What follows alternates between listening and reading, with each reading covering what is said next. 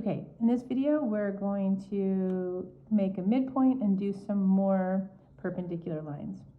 So we want to make a midpoint of this line segment. I'm going to start by defining the endpoints. Not really necessary, but might be helpful. And then it's the same thing as the perpendicular bisector, except we're not drawing the bisector, we're just drawing the middle point. So open your compass up past the center point of your line and sweep an arc.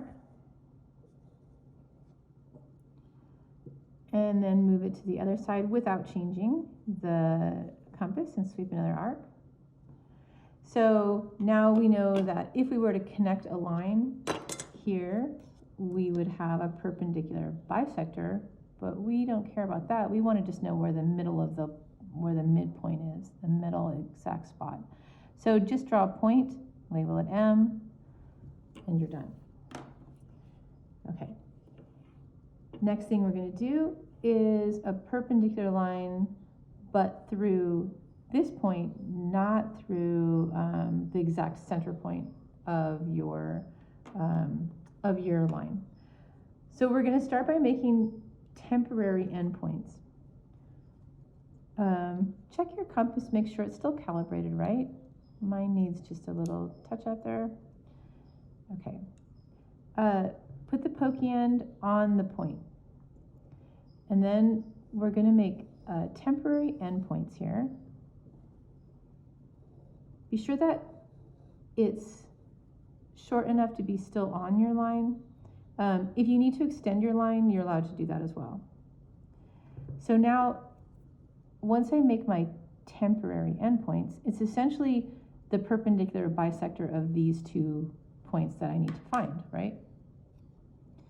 So then put the pokey end on one endpoint, open up past the middle, sweep an arc, don't change the measurement, move it to the other side, sweep another arc, and then we're going to connect through this center point. It might help you to define these points here. It's not necessary, but it could be helpful. And then just connect them. Geometry marks will include a single right angle, not one in each corner. Tell your neighbor, just one is enough. We don't put congruence marks because these are not congruent sides. Okay. Next, we're going to do a perpendicular line through a point off the line. And notice it's not in the center at all, so we're going to have to do the same thing where we're doing temporary endpoints and then create a perpendicular bisector through those. So to do that, put the pokey end of your compass on the point and extend your compass enough so that it sweeps an arc across the lines. Might help you to define these points a little bit.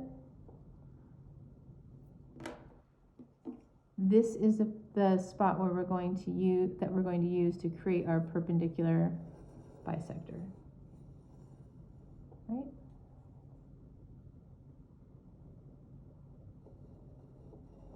And when I connect the top and bottom points, I have a perpendicular line through the point.